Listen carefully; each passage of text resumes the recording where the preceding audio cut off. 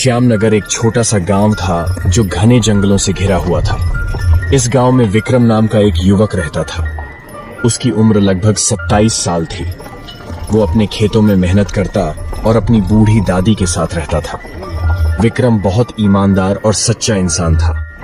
उसे भूत प्रेत की कहानियों पर कोई विश्वास नहीं था। एक दिन शाम के समय विक्रम पास के कालीपुर बाजार से खाद बीज खरीद कर लौट रहा था। उसकी बैलगाड़ी धीरे धीरे जंगल के रास्ते से गुजर रही थी। अचानक आसमान में काले बादल छा गए। बिजली चमकने लगी। अरे राम, अभी तो मौसम साफ था, ये अचानक बादल कहां से आ गए? लगता है जोरदार बारिश होने वाली है। जल्दी से घर पहुंचना होगा, वरना दादी परेशान हो जाएंगी। लेकिन विक्रम की सोच पूरी होने से पहले ही मूसलाधार बारिश शुरू हो गई। तेज हवाएं चलने लगी। बैलगाड़ी का आगे बढ़ना मुश्किल हो गया। चारों तरफ अंधेरा छा गया। विक्रम ने इधर उधर देखा। थोड़ी दूर पर उसे एक टूटी फूटी झोपड़ी दिखाई दी। वो देखो, वहाँ एक झोपड़ी है। चलो इस बारिश से बचने के लिए वहाँ चलते हैं। सुबह होते ही फिर घर चला जाऊंगा। विक्रम अपनी बैलगाड़ी लेकर उस झोपड़ी की तरफ बढ़ा। झोपड़ी पुरानी थी, लेकिन छत मजबूत थी। उसने बैलों को बाहर बांधा और झोपड़ी के अंदर घुसा। अंदर बहुत अंधेरा था। सिर्फ बिजली की चमक से थोड़ी रोशनी आ रही थी। विक्रम झोपड़ी के एक कोने में बैठ गया। उसके कपड़े पूरी तरह भीग चुके थे। वो ठंड से कांप रहा था। तभी अचानक उसे एक आवाज सुनाई दी। कौन है वहां? विक्रम चौंक गया। उसने चारों तरफ देखा।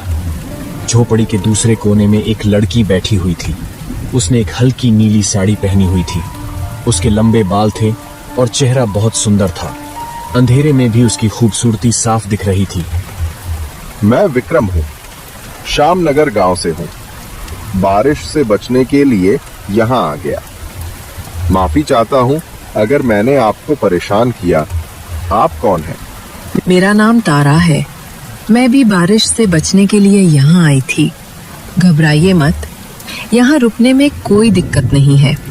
आप किस गांव से हैं तारा जी? इतनी तेज बारिश में आप अकेली यहाँ कैसे? मैं पास के मोहनपुर गांव से हूँ। मैं जड़ी बूटियाँ इकट्ठा करने आई थी। अचानक बारिश आ गई तो यहाँ आकर रुक गई। बारिश तेज होती जा रही थी।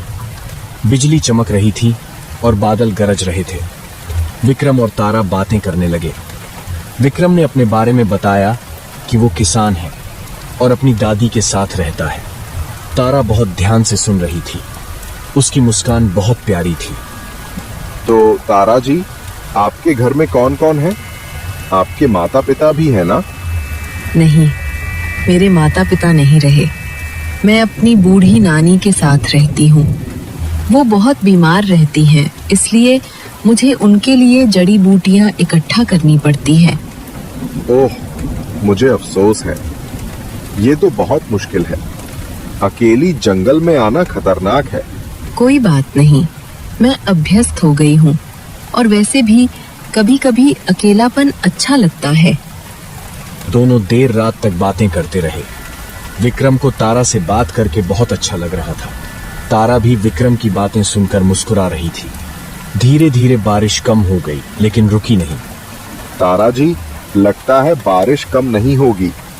रात भर यहीं रुकना पड़ेगा। आप परेशान तो नहीं है ना? नहीं नहीं, कोई परेशानी नहीं है। आप भी आराम से सो जाइए। विक्रम एक तरफ लेट गया और तारा दूसरी तरफ बैठी रही। विक्रम को नींद आ गई।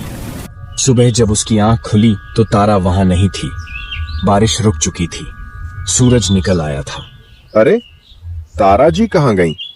बिना बताए चली गईं। सोचा था उनसे फिर मिलने की बात करूंगा।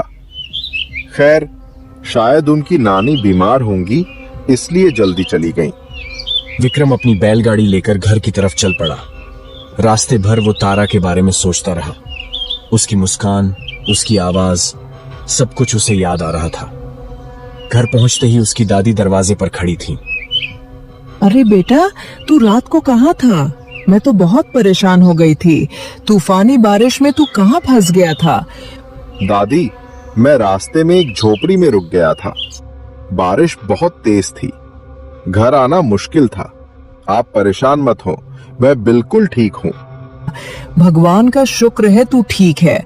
चल अंदर आ, नहा धोकर खाना खा ले। अगले 3 दिनों तक विक्रम तारा के बारे में सोचता रहा।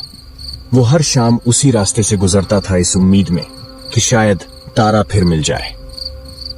चौथे दिन शाम को फिर से बारिश शुरू हो गई। विक्रम जानबूझकर उसी झोपड़ी की तरफ गया। जब वो झोपड़ी के पास पहुंचा तो देखा कि तारा वहां पहले से बैठी हुई थी। उसने एक गुलाबी साड़ी पहनी थी। विक्रम को देखकर वो मुस्कुरा दी। आप फिर आ गए विक्रम जी। लगता है बारिश ने फिर से रास्ता रोक दिया। हाँ तारा जी, लेकिन सच बताऊं तो मैं जानबूझकर आया था। मुझे लगा शायद आप मिल जाएं। सच में? आप मुझसे मिलने आए? हाँ, मुझे आपसे बात करना अच्छा लगता है। क्या हम दोस्त बन सकते हैं? दोस्त? हाँ, क्यों नहीं। मुझे भी आपसे बात करना अच्छा लगता है। उस दिन के बाद से विक्रम रोज शाम को उस झोपड़ी पर जाने लगा और हर बार तारा वहां होती थी। दोनों घंटों बातें करते, कभी खेती की बात, कभी गांव की बात, कभी आसमान के तारों की बात। धीरे धीरे विक्रम को तारा से प्यार होने लगा। एक दिन विक्रम ने हिम्मत करके कहा, तारा, मैं तुमसे कुछ कहना चाहता हूँ। हाँ बोलिए विक्रम जी। मैं तुमसे प्यार करता हूँ तारा। पहली बार जब तुमसे मिला था तभी से मेरा दिल तुम्हारे लिए धड़कने लगा। मैं तुमसे शादी करना चाहता हूँ। क्या तुम मेरे साथ चलोगी? तारा चुप हो गई। उसकी आंखों में एक अजीब सा भाव आया। कुछ पलों के लिए उसकी आंखें एकदम काली हो गईं, लेकिन फिर सामान्य हो गईं। विक्रम ने नोटिस किया, लेकिन सोचा कि शायद अंधेरे में गलत दिख गया। विक्रम, मैं भी तुमसे प्यार करती हूँ, लेकिन शादी? मुझे थोड़ा समय दो। मुझे अपनी नानी से बात करनी होगी। ठीक है तारा, जितना समय चाहो ले लो, मैं इंतजार करूंगा। उस रात विक्रम बहुत खुश होकर घर लौटा। उसने दादी को सब बता दिया। दादी खुश तो हुई, लेकिन थोड़ी चिंतित भी थी। बेटा, ये तारा किस गांव से है? मोहनपुर गांव से दादी। क्यों? बेटा, मैंने मोहनपुर गांव के बारे में सुना है। वो गांव तो 25 साल पहले उजड़ गया था। वहां अब कोई नहीं रहता। क्या? नहीं दादी, तारा ने कहा था कि वो मोहनपुर गांव से है। शायद आप कोई और गांव के बारे में सोच रही हैं। हो सकता है बेटा, पर तू सावधान रहना। कभी कभी जो दिखता है वो सच नहीं होता। विक्रम ने दादी की बात को ज्यादा तवज्जो नहीं दी।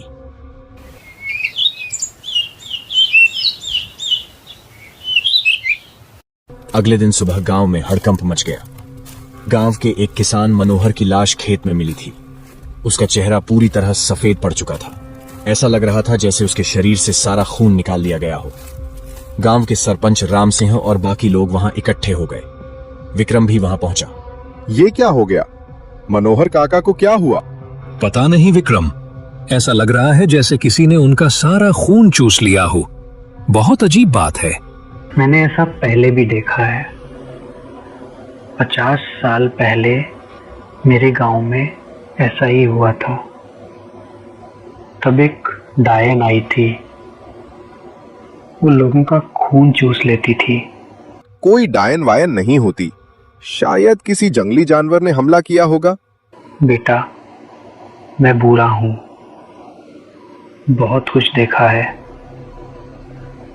तुम मेरी बात नहीं मानोगे तो बाद में पछताओगे। विक्रम वहां से चला गया। उसे ये सब बातें बेकार लग रही थी। शाम को वो फिर उस झोपड़ी पर गया। तारा वहां थी, लेकिन आज वो थोड़ी बदली हुई लग रही थी। उसकी आंखों में एक अजीब चमक थी। तारा, आज तुम कुछ अलग लग रही हो। सब ठीक है ना? हाँ, सब ठीक है, बस थोड़ी थकान है। वैसे तुम्हारे गांव में सब ठीक है? हाँ, सब ठीक है। बस आज एक अजीब घटना हुई। एक किसान की मौत हो गई, बड़े अजीब तरीके से। क्या हुआ उसे?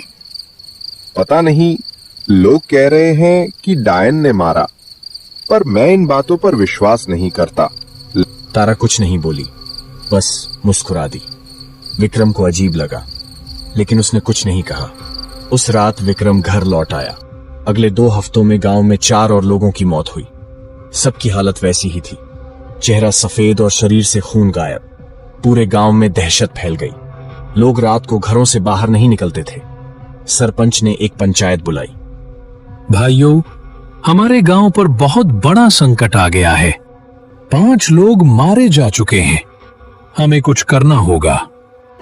मैं पहले दिन से कह रहा हूँ, ये डायन का काम है। हमें किसी तांत्रिक को बुलाना होगा। लेकिन ठाकुर साहब, हमें पक्का पता तो होना चाहिए कि ये डायन है। अंधेरे में तीर नहीं चलाना चाहिए।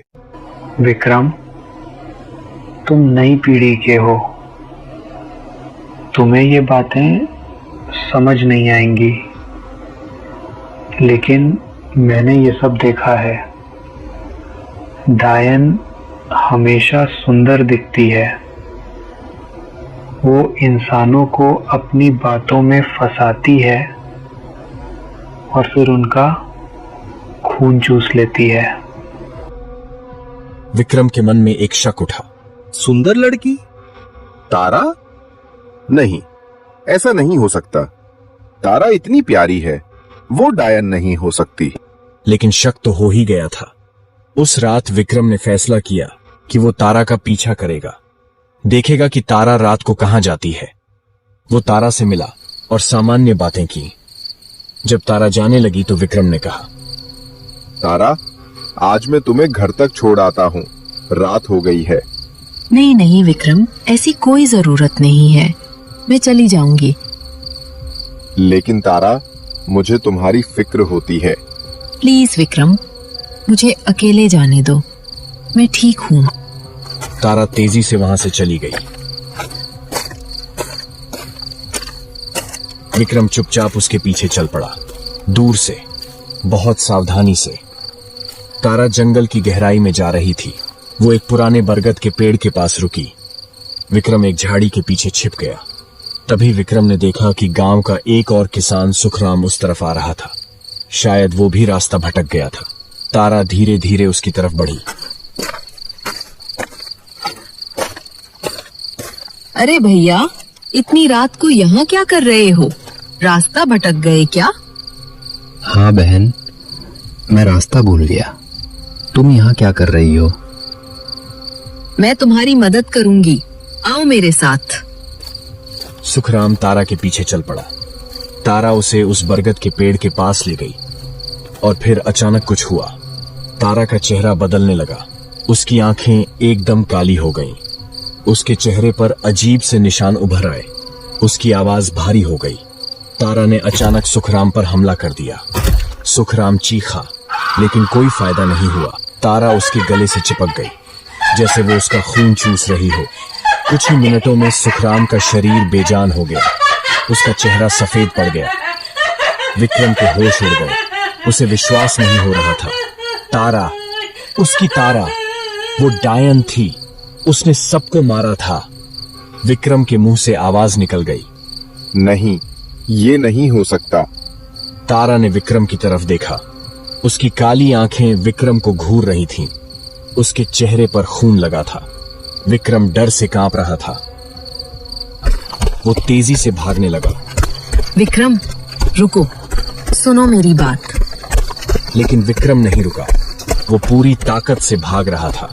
तारा उसके पीछे आ रही थी, लेकिन वो विक्रम को पकड़ नहीं रही थी, बस उसके पीछे आ रही थी। विक्रम गांव पहुंचा। वो सरपंच के घर की तरफ भागा। सरपंच जी, बाहर आइए, मैंने डायन को देखा है। सरपंच और बाकी लोग बाहर आ गए। विक्रम हाँफ रहा था। उसके चेहरे पर डर साफ दिख रहा था। क्या हुआ विक्रम? शांत हो, बताओ क्या देखा तुमने? मैंने डायन को देखा। वो तारा है। मैं जिससे प्यार करता था वो डायन है। उसने सुखराम को मार दिया मेरी आंखों के सामने। वो सबको मार रही है। मैंने कहा था ना, डायन सुंदर दिखती है। तुमने मेरी बात नहीं मानी। तभी गांव की सीमा पर तारा खड़ी हो गई। अब उसका चेहरा सामान्य था, लेकिन उसकी साड़ी पर खून के धब्बे थे। सब लोग डर गए। विक्रम, मुझे माफ कर दो। मैं नहीं चाहती थी, मैं मजबूर हूँ। चुप! तूने मुझे धोखा दिया।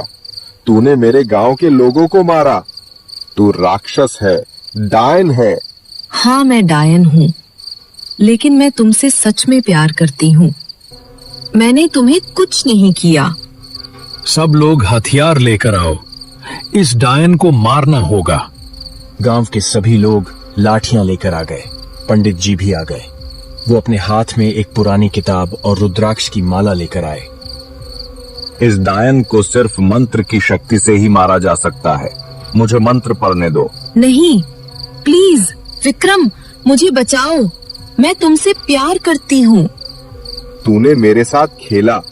मैं तुझसे नफरत करता हूँ। तू यहाँ से चली जा।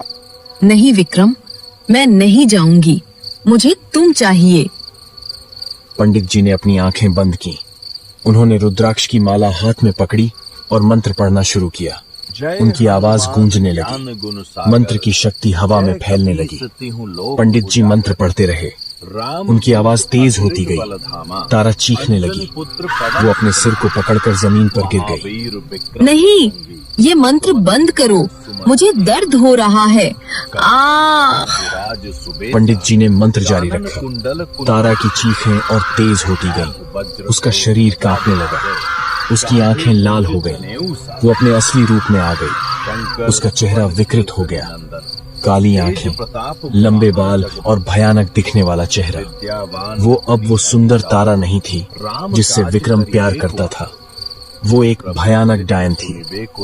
विक्रम, बचाओ मुझे, प्लीज। मैं मर रही हूँ। मर जा तू। तूने मेरे गांव के लोगों को मारा। पंडित जी का मंत्र और तेज हो गया। तारा का शरीर धीरे धीरे गायब होने लगा। पहले उसके पैर, फिर उसका शरीर। धीरे धीरे सब कुछ धुएं की तरह उड़ने लगा। उसकी आखिरी चीख आसमान में गूंज गई। कुछ ही मिनटों में तारा पूरी तरह गायब हो गई। वहां कुछ नहीं बचा, सिर्फ हवा में एक अजीब सी बदबू थी। डायन मर गई थी। मंत्र की शक्ति ने उसे खत्म कर दिया था। खत्म हो गई वो। अब कोई और नहीं मरेगा। सब लोग राहत की सांस ली। उन्होंने एक दूसरे को बधाई दी और सब लोग अपने अपने घरों को लौट गए। उस रात के बाद श्यामनगर गांव में फिर कभी कोई नहीं मरा। वो डरावनी चीखें भी बंद हो गईं। शांति लौट आई। लोगों ने फिर से सामान्य जीवन जीना शुरू कर दिया। रात को भी लोग बेफिक्र होकर घूमने लगे।